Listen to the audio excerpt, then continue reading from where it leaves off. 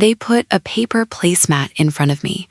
A paper placemat with a box of 8 crayons still in the cellophane wrapper at a round table wedged into the darkest corner of the ballroom, 12 feet from the kitchen doors, where the waiters kept banging through with trays of prime rib for the real guests.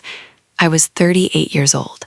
I was a major in the United States Army, and on the night my own family's regiment held a memorial gala for the survivors of the deadliest operation of the year, they sat me with the children. My Aunt Judith had done it herself. I found that out later, but I already knew it in my bones the second the event coordinator, a nervous young corporal named Ruiz, walked me to that table and wouldn't meet my eyes. "Ma'am, I just follow the seating chart," he said. "This is where you're listed." He set down a card with my name on it, Dr. N. Sterling, right between a card that said Tyler, age 9, and a card that said Madison, age 7. Across the ballroom, under the crystal chandeliers, my cousin Derek stood at the center of a crowd 3 people deep, his dress blues so crisp they looked laminated, a bronze star and 2 campaign ribbons catching the light every time he threw his head back to laugh. Derek Ashworth, field artillery captain, my Aunt Judith's only son, the golden nephew. He caught me across the room, over the shoulder of some colonel's wife who was hanging on his every word, and he smiled. Not a warm smile, the smile you give a waiter you're about to stiff on the tip. "There she is," he said, loud enough to carry, loud enough for the whole cluster around him to turn and look. "Our combat band-aid. Careful, everybody, don't bleed near her, she might faint." A ripple of laughter went through the crowd, polite, cruel in that specific polite way rich people practice for decades. My Aunt Judith stood right beside him, resplendent in a beaded navy gown, a glass of champagne in her hand, and she did not correct him. She smiled into her glass like he'd just told the funniest joke she'd heard all year. Before we go any further, if you've ever had your own family decide exactly how small you're allowed to be, hit like on this video right now. It costs you nothing and it tells me you're still here. And drop your state or your country in the comments because I want to know exactly who's listening to this with me tonight. I did not blink. I did not walk over there. I turned and walked to the kids' table, sat down in a folding chair between a 9-year-old and a 7-year-old, and I picked up a blue crayon because it was there and because my hands needed something to do that wasn't shaking. 15 years. 15 years of being the family's inconvenient secret, the one they didn't put on the Christmas card, the one whose accomplishments got a nod and a change of subject. And they had no idea. Not one single person laughing in that ballroom had the first idea that 11 days earlier, on the other side of the planet, I had cracked open a man's chest with my bare hands in the dirt, while mortars walked closer and closer to us. And I had held his heart, actually held it, beating, slick, furious with life, in my own palm, until the bleeding stopped. They had no idea that the reason 6 operators from one of the most classified units in the United States military were still alive to eat turkey dinner with their families this year was because of what I did in that ditch. And they had no idea that the truth was already on its way to them, closer than anyone in that ballroom could have guessed, and that nothing about tonight would look the same by the time it arrived. To understand how I ended up folding paper napkins into swans at the kids' table while my family celebrated a war they'd never actually seen, you have to go back. You have to go back to the day I stopped being a Sterling and started being a ghost in my own bloodline. My name is Nora Sterling. My father, Colonel Walter Sterling, spent 31 years in the Army before cancer took him 5 years ago, faster than any enemy ever managed. He was not a warm man, but he was fair, in his own quiet way. And I think if he had lived longer, some of what happened that night never would have happened at all. Because the moment he died, his older sister, my Aunt Judith, decided she was the one who got to define what the Sterling name meant now. And in Judith Ashworth's mind, the Sterling name meant one thing: a man in a uniform, standing tall, pulling a trigger, protecting the homeland the way God intended. It did not mean a woman with her hands buried inside another human being's open chest cavity, elbow deep in blood, trying to out-argue death with a pair of forceps and pure stubbornness. I was 23 when I got my acceptance letter to a combined military medical program, a fast track into trauma surgery with a service commitment attached. It was one of maybe a dozen slots given out that year, nationally, to candidates who'd already proven themselves in both academics and physical selection. I drove 2 hours to my parents' house to tell them in person. I remember standing in the kitchen, the letter shaking slightly in my hand, my father reading it twice, slowly, the way he read everything important. "Trauma surgery," he said. "For the Army." Yes, sir. He nodded. It wasn't much, but it was something. And for a man like my father, a nod that lasted 3 full seconds was practically a parade. My Aunt Judith was there too, visiting for the weekend, sitting at the kitchen table with her tea, and she looked at the letter like I had handed her a coupon for an oil change. "So you'll be a nurse," she said. "A surgeon," I corrected her. "For soldiers who get hurt," she said, nodding slowly, like she was working out a difficult math problem for a small child. "That's very sweet, Nora. Very practical. You know, my Derek just got his commission into field artillery, actual combat arms." She said the words the way other people say the name of a prestigious university. "He'll be the one those boys are grateful to, out on the line, protecting the country. But somebody has to mop up after, I suppose. Somebody has to hold the mop." My father didn't correct her. He went back to reading the letter, and Judith went back to her tea, and I stood in the doorway of my own parents' kitchen, holding the single proudest piece of paper I had ever earned in my life. And I understood, with a cold clarity that never really left me after that day, that in this family, saving a life would never outweigh the theater of taking one. Derek would always be handed the microphone. I would always be handed the mop. That night, I drove back to my apartment, and I put the acceptance letter in a shoebox at the back of my closet, underneath old textbooks, where nobody would ever ask me about it again. I did not want to explain myself to people who had already decided the answer before I opened my mouth. I made a promise to myself in that dark apartment, sitting on the edge of my bed with my shoes still on. I was done performing for an audience that refused to watch. I would just get good, quietly, relentlessly good, until the work spoke for itself, whether anyone in that family ever turned around to look or not. That kitchen wasn't the beginning, though. It was just the moment I finally understood a pattern that had been running since I was 16 years old. The autumn I turned 16, I spent 4 months building a portable water purification model for the state science fair, teaching myself circuitry out of library books because my school didn't offer the classes I needed. I placed first in the state, then represented our region at the Nationals in Washington, D.C. My father couldn't come. He was on a training rotation. My mother drove me herself, 11 hours each way, and for one weekend it was just the two of us in a cheap motel room, and it might have been the closest I ever felt to being simply, uncomplicatedly proud of myself. We got home this same weekend Derek played a losing JV football game. Judith threw him a celebration dinner anyway, balloons on the mailbox, a banner reading "Future All-Star," because in her mind, a boy taking a hit on a losing team was a better story than a girl representing her state at nationals. My father came home 2 days later, picked up my trophy, turned it over once, said "nice," and asked me to pass the remote. Nobody hung a banner for me.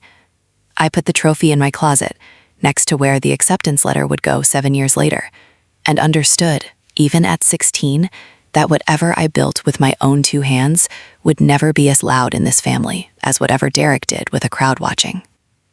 I didn't cry about it. Not that night, not for a long time after. I think that's the part people don't understand about growing up invisible in your own house. You don't spend your whole childhood in tears. You just quietly, methodically, learn to stop expecting the banner. And somewhere in that learning, without ever meaning to, you build something inside yourself that doesn't need one anymore. But knowing that didn't make the years that followed any easier. It didn't stop the Memorial Day cookout 4 summers ago, the day I finally understood exactly how far my family was willing to go to keep me small. It was hot that day, the kind of syrupy southern heat that makes the air itself feel like it's pressing down on your shoulders. Judith hosted, like she always did, in the backyard of the big house she and her late husband had built, the one with the flagpole and the "This house supports our troops" sign staked into the front lawn like a religious icon. Derek was there, in his dress uniform, even though it was a backyard barbecue, because Derek did not miss an opportunity to wear the uniform in front of an audience. He stood by the grill with a beer in one hand, telling a story about a training exercise, exaggerating the danger the way he always did, watching the neighbors' eyes go wide. I had just come back from a rotation. I was tired in a way that lives in your bones, the kind of tired where you catch yourself flinching at car door slamming because your body hasn't fully believed yet that it's safe. I stood near the sliding glass door with a glass of ice water, not talking to anyone, just trying to remember what normal air smelled like without the underlying copper tang of a trauma bay. Judith found me there. She had that look on her face, the bright, brittle country club smile she wore whenever she was about to say something designed to cut. She put a hand on my arm, her rings cold against my skin, and steered me a few feet away from the crowd. "I've set you up with someone," she said. "David. He's an orthopedic surgeon. Divorced, no kids, does very well for himself." She said it like she was doing me an enormous favor, and in her mind she was. Judith had genuinely convinced herself she was rescuing me from a life she couldn't imagine surviving, not punishing me for choosing it. "It's time you thought about your future, Nora. You're not young forever. A woman in your situation needs to think practically. You could still have a normal life. Get out of that uniform. Work in a real hospital. Find a husband who can take care of you. Nobody wants to marry a woman who spends her life patching up strangers in a war zone. It's unbecoming." I set my water glass down on the patio railing very carefully because I did not trust myself to hold it. "I don't need someone to take care of me," I said. "I take care of people for a living." Judith's smile didn't move, but something behind her eyes went flat and cold. "You take care of the mess after Derek and his men do the real work," she said quietly, just for me, just quiet enough that no one else could hear the knife going in. "That's not the same thing, sweetheart, and it never will be." Before I could answer, Derek's voice boomed across the yard. "Hey, Nora, come tell everyone about your exciting week. Did you change any interesting bandages?" The whole backyard turned to look. A dozen neighbors, aunts, uncles, family friends, all waiting for the punchline. Derek threw a heavy arm around my shoulders and pulled me into a rough, mocking half-hug, the kind that's really just a public demonstration of dominance. "My cousin here," he announced to the yard, "keeps our medics stocked up on gauze. Very important work. Very important." He winked at the crowd. A few people laughed. My father, who had not yet gotten sick, who was standing near the grill, let out a low chuckle and shook his head, amused by his nephew's showmanship, the same way he used to laugh at Derek's jokes when we were kids. I did not shove Derek's arm off my shoulders. I did not raise my voice. I stood there in the suffocating heat, smelling charcoal smoke and cheap beer, and I smiled the flattest, most professional smile I had ever produced in my life. "I love my job," I said quietly, and that was all. But something inside my chest made a sound I can only describe as a door closing. Not slamming, closing, deliberately, with a soft, final click. The same sound a hemostat makes when it locks shut around a bleeding vessel. Whatever thread of hope I still had that this family would ever see me clearly, it stopped bleeding that afternoon. I simply clamped it off and moved on. It was a kind of survival, and I don't regret it, but I won't pretend it was free. Something closes when you do that enough times, and it doesn't always reopen just because you finally want it to. Have you ever had a family member turn your entire life's work into a punchline in front of a crowd just to make themselves look bigger? If that's ever happened to you, type the word invisible in the comments right now. I want to see how many of us are actually out here. I stopped explaining myself to them after that day. I stopped bringing home commendations, stopped mentioning promotions, stopped correcting Derek when he called me the nurse at family functions. I let them believe whatever small, dismissible version of me made them comfortable, because I had learned that the truth, offered freely, was just another thing for them to trample. If they wanted a version of me that fit in a shoebox at the back of a closet, I would give it to them. And in the meantime, I would become something they could not have imagined in their smallest nightmares. 11 days before that ballroom, before the crayons and the paper placemat, I was lying flat on my stomach in a shallow drainage ditch on the side of a mountain, 8,000 miles from that backyard, and the only sound in the world was mortar fire and a man screaming my call sign.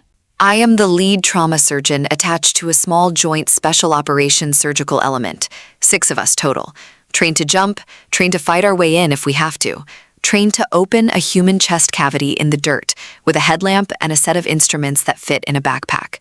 We do not exist on most organizational charts. We are the last line, the team that goes in when a man is too far gone to survive the flight to a real hospital. People call us different things depending on which unit we're attached to that rotation.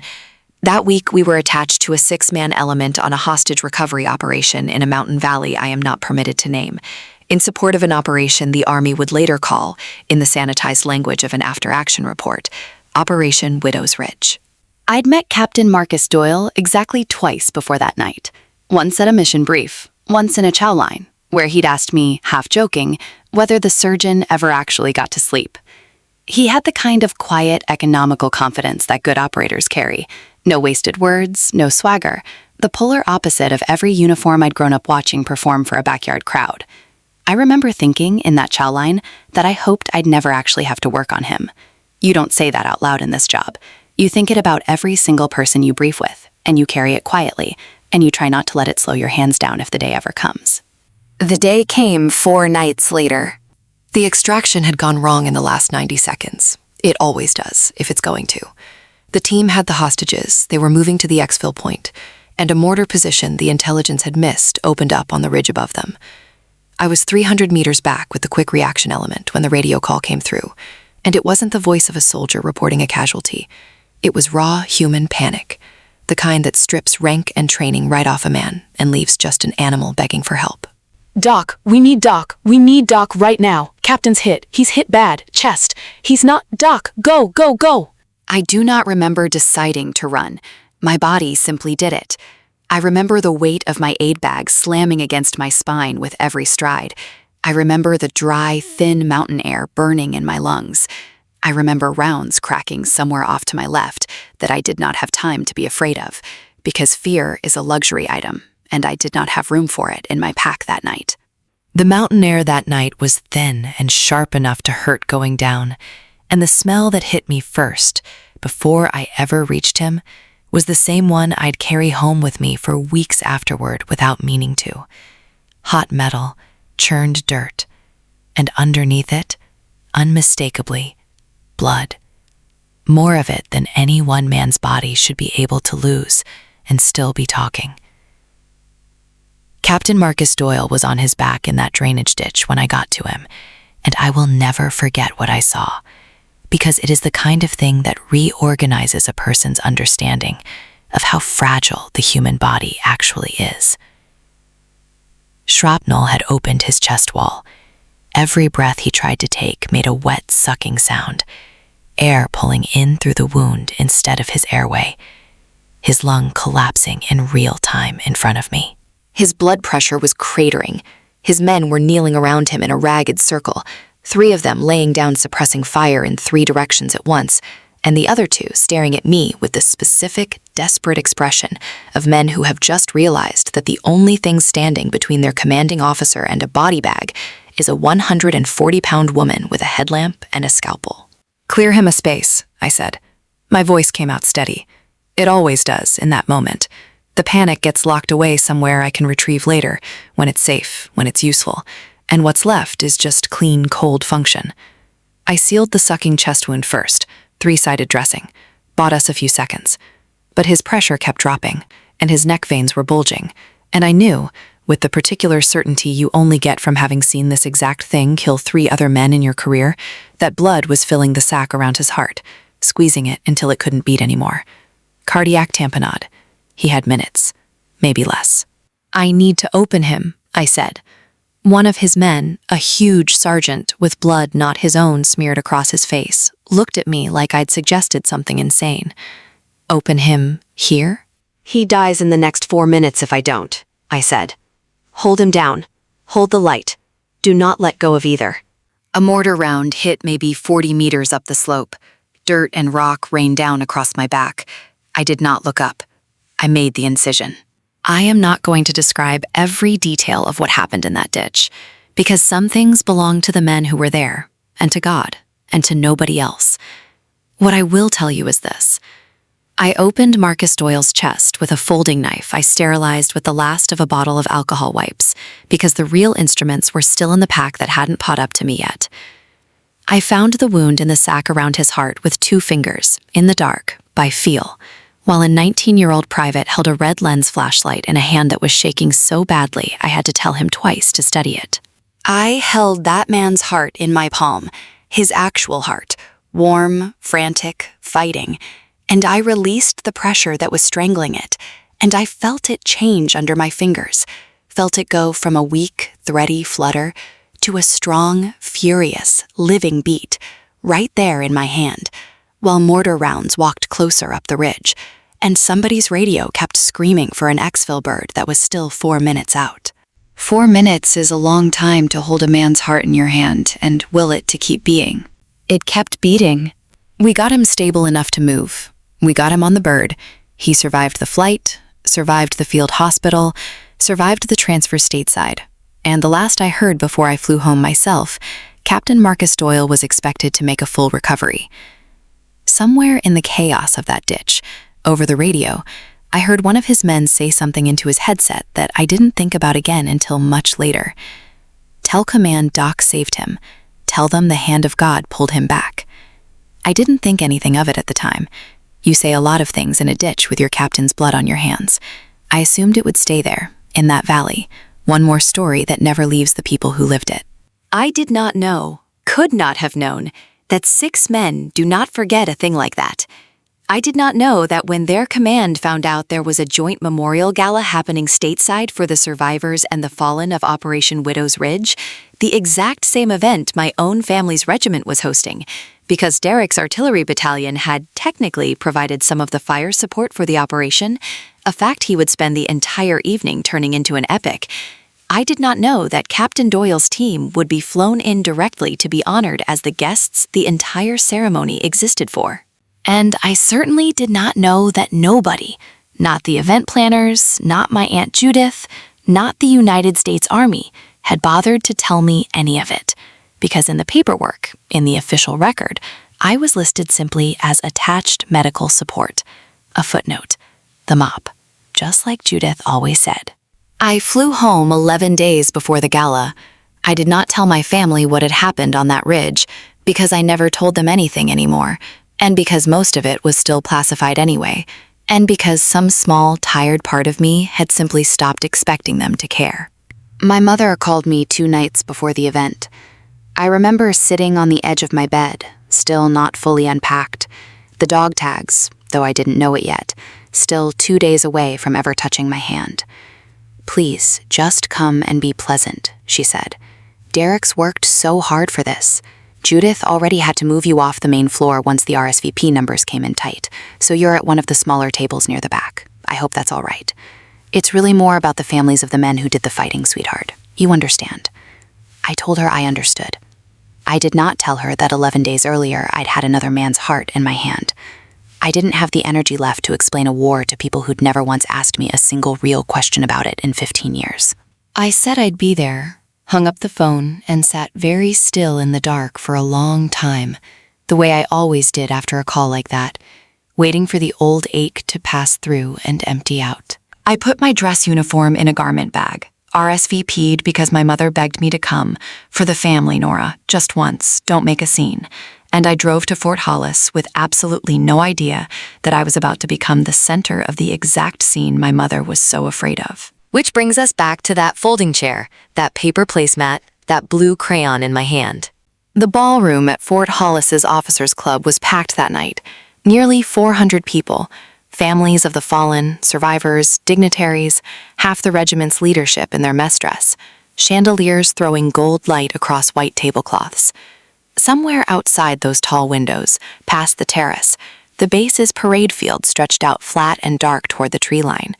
And if you'd looked closely earlier in the evening, you might have noticed a 2-man ground crew out there in reflective vests, quietly marking off a landing zone with chem lights and a windsock, checking their watches.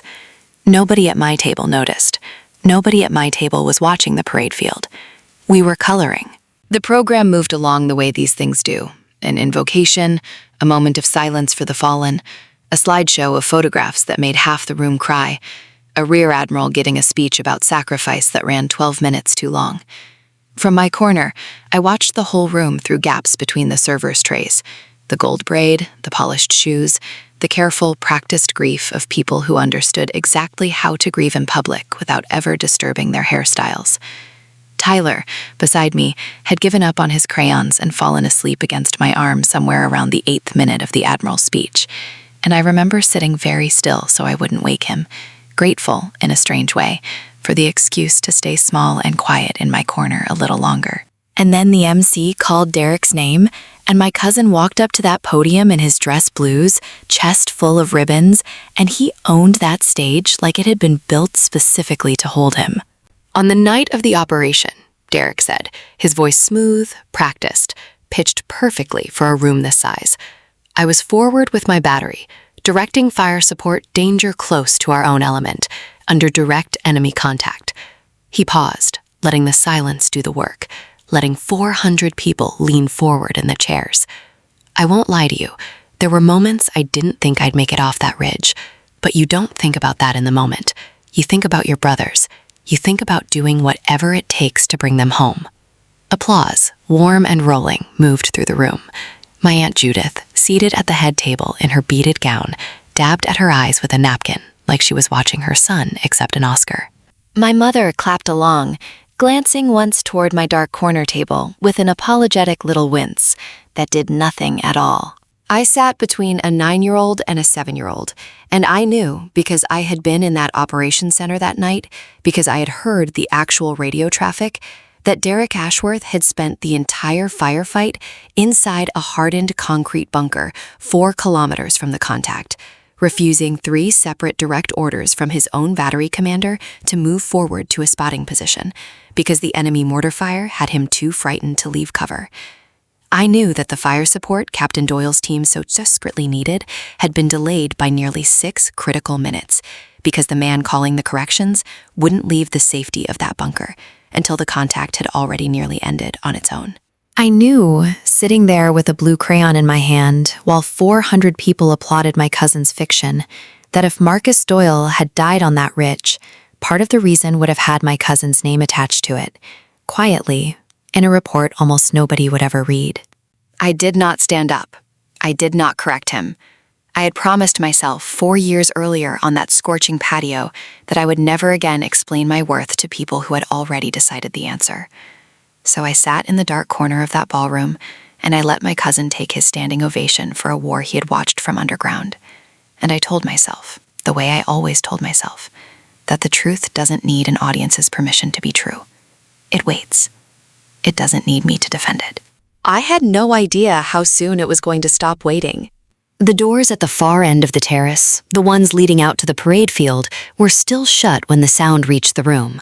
A low, building rumble underneath the applause, a vibration you felt in your sternum before your ears caught up to it. The rotor wash hit the terrace curtains first, snapping them sideways against the glass. A few people near the windows turned, curious, and then more, and then the whole room seemed to lean in the same direction at once, because a Black Hawk was settling down onto the marked landing zone on the parade field, exactly the way it had been scheduled to for the last 11 days, exactly the way the ground crew in their reflective vests had been standing by to receive it. The MC, flustered, leaned toward his microphone. Ladies and gentlemen, if I could direct your attention, we have a very special addition to tonight's program.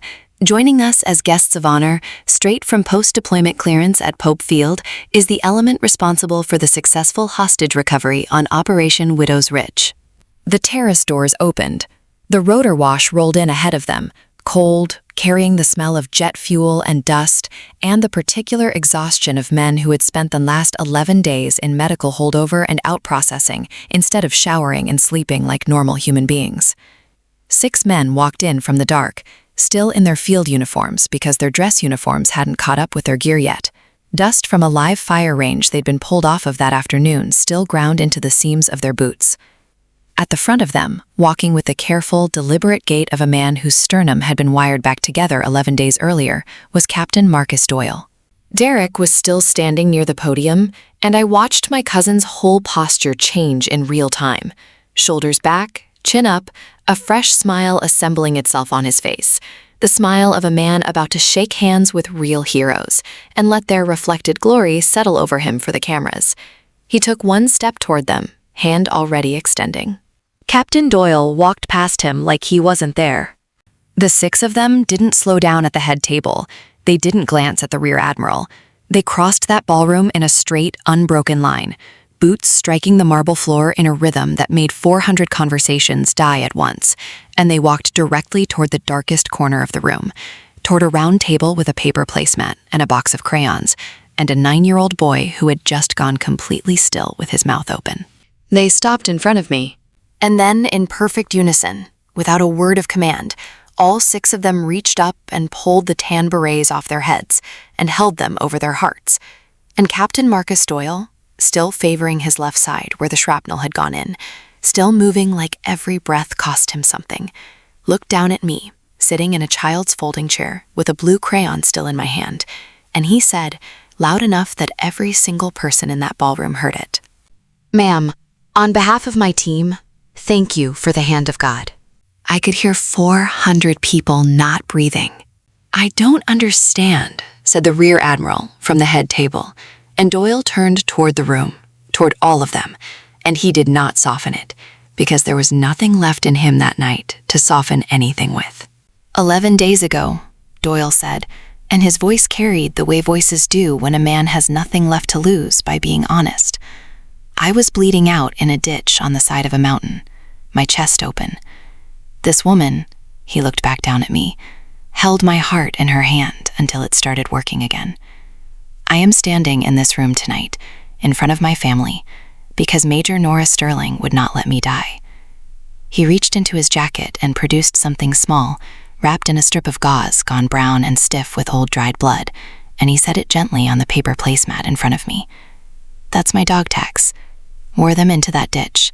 You keep them now. My whole team's debt doesn't get paid off, but that's the start of it." I looked down at the gauze, at the dark stain soaked through the fabric, at the 2 metal tags underneath it, and for the first time in 15 years, in front of 400 people, I let myself feel every single thing I had spent a decade and a half locking away. The silence in that ballroom had a texture to it, thick and total, the kind of silence that happens only in the half second before 400 people all inhale at once. And then it broke, a chair scraping somewhere, a woman's voice gasping something unintelligible, and every single officer standing near enough to understand what they'd just heard came to attention, out of pure reflex, out of the same instinct that makes a body stand for a flag it didn't choose to fly under. I found my Aunt Judith's face across the room. She had gone the color of old paper, her champagne glass forgotten and tilting dangerously in her hand, her mouth open around a word that never came out. My mother had both hands pressed flat over her mouth, tears already tracking down through her makeup. And Derek stood frozen exactly where Doyle's team had walked past him, his hand still half extended from the handshake nobody had taken, his bronze star suddenly looking like a costume prop and chandeliers, his whole carefully built performance from 20 minutes earlier evaporating in real time in front of the very crowd he'd just finished lying to. I did not go to them. I did not look for forgiveness in their faces, because I was not the one who needed to ask for it. I stood up slowly from that child's folding chair, and Captain Doyle offered me his arm, the way you'd offer it to someone who had just held your heart in her hand, and deserved, at minimum, to walk out of a room on the arm of a man who understood exactly what she was worth. Before I took it, I reached across the table and lifted the single glass of red wine that had been sitting untouched in front of my place setting since the servers came through an hour earlier, because even at the kids' table, some habits from the officer section carry over, and I drank it down, slow, deliberate, in front of every person who had spent 15 years deciding I didn't belong at their table at all. I set the empty glass down without a word. "Ma'am." Doyle's voice again, quiet this time, just for me. "Whenever you're ready." I looked at Derek one last time. Not with rage. Rage would have given him something to perform against, some role to play, some story to tell later about how his cousin made a scene. I looked at him the way you look at an X-ray that finally explains a diagnosis you'd suspected for years. clinical, final, complete. I did not say a single word to him. I did not need to. 6 operators, a captain's blood-stained dog tags, and the collapsing silence of 400 witnesses had already said everything that needed saying. I turned and walked out of that ballroom on the arm of the man whose heart I'd held in my hand, past the head table, past the rear admiral now on his feet, past my Aunt Judith, who did not manage to say a single word as I passed, out through the terrace doors and into the cold night air, still churning faintly from the rotor wash, and I did not look back. I made it as far as the terrace before my mother caught up with me. She'd pushed through the doors, still holding her napkin, mascara running, and she grabbed my arm the way she used to when I was small and about to wander into traffic. "Nora, wait, please." Doyle's team, without a word, without needing to be asked, simply stepped back a few paces and gave us the space, the way people who have stood in real danger together instinctively know how to give a person room to breathe. You knew, my mother said. This whole time you knew, and you let us... She couldn't finish the sentence. I watched her try 3 different times. I let you do what you'd already decided to do without me, I said. I didn't lie to you, Mom. I just stopped correcting you. There's a difference, even if it doesn't feel like one right now. Judith arrived a moment later, moving fast for a woman in heels and a beaded gown, Derek trailing a half-step behind her, with the stunned, hollowed-out look of a man who has just watched his own reflection crack in front of a room full of witnesses. "This is not appropriate," Judith said, her voice pitched low and furious, the country club smile long gone. "Whatever happened over there, wherever you were, that is not a conversation for a public dinner. You embarrassed this family." I didn't say a word, Judith. I kept my voice even, the same voice I use in a trauma bay when everyone around me is losing theirs. Captain Doyle said it. His team said it. I didn't plan a single second of what happened in there. You did that yourself, 15 years ago, one dismissal at a time, and tonight it simply came due. Derek finally spoke, and for the first time in my entire life, there was no performance left in his voice at all, just something raw and young and scared. "You knew what I did out there," he said. "You knew I didn't leave that bunker in time.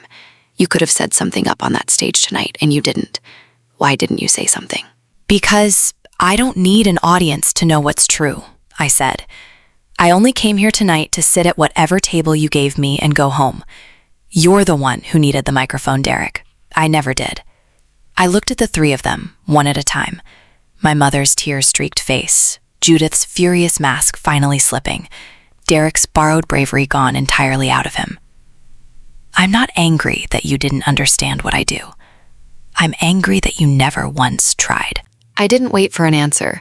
I turned and walked back to where Doyle and his team were standing at a respectful distance, and Doyle offered his arm again, and this time I took it, and we walked out across the dark grass toward the idling aircraft, without another word passing between me and my family at all. They pulled Derek and Judith into a side office off the ballroom about 20 minutes later for a much quieter, much less forgiving conversation with the battalion's public affairs officer and the rear admiral himself.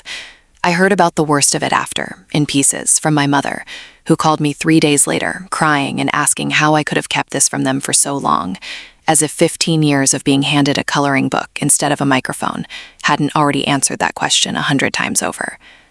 Derek reportedly told the public affairs officer that this was a misunderstanding, that of course he respected the medical teams, that of course he never meant it the way it sounded. Nobody in that room believed him anymore. You cannot unring a bell that 6 operators just rang in front of 400 witnesses. Within a month, quietly, without any public announcement, Derek requested a transfer to a training command post 2 states away, the kind of move officers make when the room they used to own no longer wants to look at them. My Aunt Judith stopped hosting the family gatherings. I heard she still tells people, at church, at the club, that her nephew's fiancé is some kind of army doctor, still can't quite make herself say the word surgeon, still can't make herself say the word hero. Some walls don't come down just because the truth finally walked through the front door in a Black Hawk. Some people would rather live in the version of the story where they were always right than admit they spent 15 years insulting the person who was quietly keeping other people's sons alive. My mother is the one who surprised me, in the end. She showed up at my apartment 3 weeks after the gala. No warning, no phone call first. just standing on my doorstep with a casserole dish she didn't need to bring, and an expression I had genuinely never seen on her face before. Something close to shame, but underneath the shame, something that looked almost like grief for time she couldn't get back. We sat at my kitchen table for 2 hours. She asked me real questions for the first time in longer than I could remember. What the work was actually like, what it felt like to hold a man's heart in your hand, whether I'd been scared. I didn't sugarcoat any of it for her. I think, for the first time, she actually listened all the way to the end of an answer, instead of already composing whatever she planned to say next. It didn't erase 15 years. It didn't need to. It was just a start, and a start was more than I'd ever expected to get. I still have those dog tags. I keep them in a small box on my dresser, not hidden at the back of a closet under old textbooks, but right where I can see them every morning before I put my own uniform on. Marcus Doyle and I still talk, still check in, and every man on that team sends me a message on the anniversary of Widow's Ridge, every single year, without fail. That's the thing about people who have actually seen what you're made of under fire. They don't need convincing twice. There's a particular kind of quiet that settles over you after a night like that one. Not triumph, exactly. What I felt driving home from Fort Hollis at 2 a.m, the box of crayons still sitting forgotten on that ballroom table behind me, was relief. Not relief that they finally knew. I'd stopped needing that somewhere around that Memorial Day cookout 4 summers earlier. It was relief that I'd never had to become someone louder, someone crueler, someone more like Derek, just to survive 15 years at the smallest table in the room. I never went looking for that moment in the ballroom. I didn't plan the timing, didn't orchestrate the entrance. It found me on its own, the way the truth does, if you're patient enough to keep doing the work in silence while everyone else hands the microphone to somebody louder. I didn't need a helicopter to prove what I was worth. I already knew. The helicopter was just for them. If you've ever been the quiet one in your own family, the one nobody thought to ask about, the one seated at the smallest table in the room while somebody else took the credit for the work you actually did, I want you to type the word "seen" in the comments below, right now, so I know you're out there. Hit that like button, subscribe to this channel if you want more stories like this one, and remember, you don't owe anyone a performance of your own worth. Do the work, hold the line, let the truth walk in on its own timing. It always does eventually. And when it does, it doesn't need your permission, and it doesn't need theirs.